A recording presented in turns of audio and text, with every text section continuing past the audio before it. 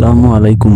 দুনিয়ার সবচেয়ে শান্তিপূর্ণ একটি ধর্ম ইসলাম ধর্ম, আর এই বিশ্বের সমস্ত মুসলমানরা গর্বিত কারণ তারা সবাই মুসলিম, যাদের মধ্যে কিছু সেলিব্রিটিও থাকে। পৃথিবীতে অনেক মুসলমান ব্যক্তিত্ব আছেন যারা ইসলামের আলোকে জীবনযাপন করেন এবং নিজেদের ধর্মীয় মূল্যবোধ ধরে রাখেন, কিন্তু কিছু মানুষ আছে যারা পশ্চিমা মিডিয়া ও হলিউডের চাপে নিজেদের ধর্মীয় পরিচয় বদলে ফেলেছেন। কেউ হয়েছেন খ্রিস্টান, আবার কেউ হয়েছেন নাস্তিক, আবার তো কেউ অন্য কোনো বিশ্বাস গ্রহণ করেছেন।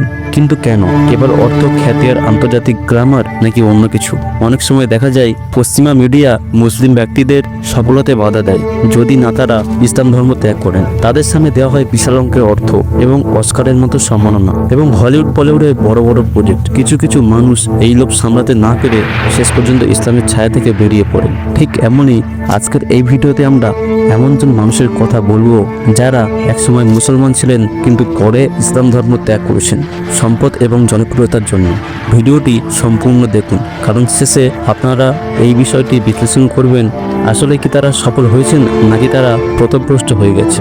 সো আর দেরি না করে আজকের এই মূল্যবান ভিডিও শুরু করা যাক। তো তালিকায় প্রথম আছে আয়ান হিরসি আলী। তিনি একসময় মুসলমান ছিলেন কিন্তু 2023 সালে নিজেকে নাস্তিক বলে ঘোষণা করে এবং ইসলাম ধর্মের বিরুদ্ধে সরাসরি বক্তব্য দিতে শুরু করেন। আয়ান হিরসি আলীর জন্ম হয়েছিল সোমালিয়াতে। ছোটবেলা থেকেই তিনি ইসলামিক শিক্ষা পান, কিন্তু পরবর্তীতে তিনি নেদারল্যান্ডে চলে যান এবং ধীরে ধীরে ইসলামের বিরুদ্ধে কথা বলতে শুরু করেন। তিনি দাবি করেন যে ইসলাম নারীদের অধিকার লঙ্ঘন করে, যদিও বিশ্বের অনেক মুসলিম নারী এর বিরুদ্ধে কথা বলেছে। তিনি পশ্চিমা মিডিয়াতে ব্যাপকভাবে জনপ্রিয় হয়ে ওঠেন। তাকে বিভিন্ন আন্তর্জাতিক সংস্থা থেকে আর্থিক সহায়তা ও পুরস্কার দেওয়া হয়, যা ইসলাম বিরোধী প্রচারণের জন্য ব্যবহার করা হয়। অনেকে মনে করেন যে খ্যাতি ও অর্থের লোভেই তিনি ইসলামের বিরুদ্ধে কথা বলতে শুরু করেন, কিন্তু প্রশ্ন হলো তিনি কি সত্যিই সুখী নাকি শুধু পশ্চিমাদের খুশি করতেই ইসলাম ছেড়েছিলেন? সেটি আমাদের রব ভালো করে জানেন। তো এরপর রয়েছে জাভেদ আখতার। তিনি একজন বিখ্যাত ভারতীয় কবি,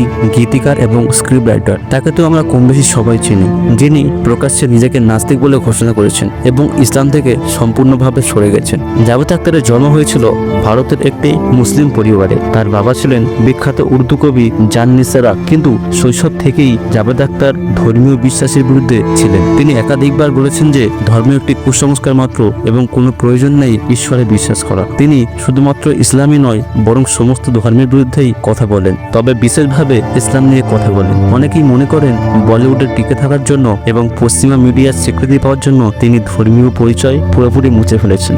এরপর রয়েছে জিয়ান মালিক, যিনি একজন জনপ্রিয় সিঙ্গার এবং যার স্টাইল বর্তমান যুগে অনেক ফেমাস এবং তার পার্সোনাল জীবনযাপন বিশ্বজুড়ে বিখ্যাত।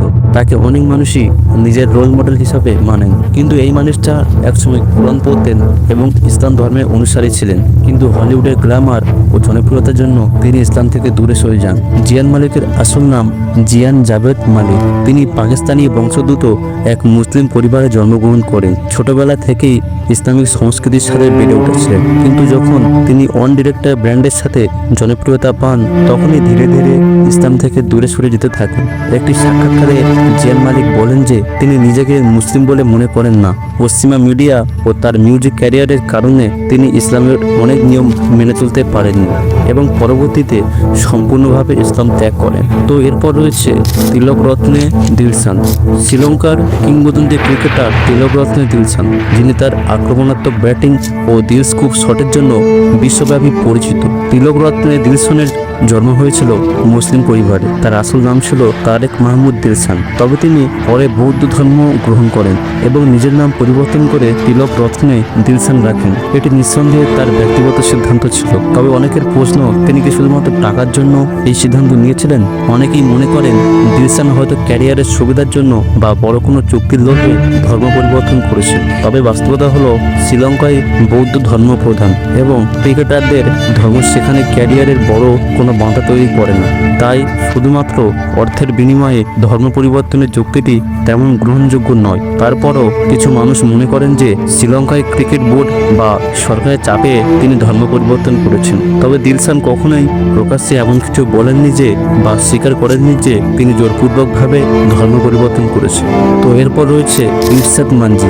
ইরশাদ মানজি হলেন একজন মুসলিম পরিবারে জন্ম নেওয়া লেখিকা, যিনি পরে ইসলাম ধর্ম ত্যাগ করেন এবং পশ্চিমা মিডিয়ার কাছে ব্যাপক পরিচিত হন। ইরশাদ মান্ডির জন্ম উগান্ডায়, কিন্তু পরবর্তীতে তিনি কানাডায় চলে যান। তিনি ইসলামকে আধুনিক করার কথা বলতেন, কিন্তু পরে নিজেই ইসলাম থেকে সম্পূর্ণভাবে বিচ্ছিন্ন হয়ে যান। তিনি প্রকাশ্যে সমকামিতার সমর্থক এবং ইসলামিক শিক্ষা নিয়ে কটূক্তি করেছেন। তার বই the travel with Islam today আন্তর্জাতিক মহলে জনপ্রিয় হয় এবং তিনি পশ্চিমা মিডিয়ার কাছে ব্যাপকভাবে সমর্থন পান। তো এরপর রয়েছে মোনা এলতাহাবি, একজন মিশরীয় বংশোদ্ভূত লেখিকা ও সাংবাদিক, যিনি প্রকাশ্যে ইসলাম ত্যাগ করেছেন এবং ধর্মের বিরুদ্ধে কথা বলে পশ্চিমা মিডিয়ার কাছে জনপ্রিয় পেয়েছেন। তিনি নারীদের স্বাধীনতার নামে ইসলামের বিরুদ্ধে কথা বলেন এবং তার বক্তব্য অনেক মুসলিম দেশেই বিতর্ক সৃষ্টি করেছে। তিনি কি সত্যি ধর্মত্যাগ করেছেন ন্যায় বিচারের জন্য, নাকি তার পিছনে রয়েছে অন্য কোনো বড় রহস্য? এ বিষয়ে আপনার মতামত কমেন্টে জানাতে ভুলবেন না। সো বন্ধুরা, আজকের ভিডিও এই পর্যন্ত শেষ করছি। যদি ভালো লাগে অবশ্যই একটি লাইক করবেন। সো দেখা হচ্ছে নেক্সট ভিডিওতে, ততক্ষণের জন্য আসসালামু আলাইকুম।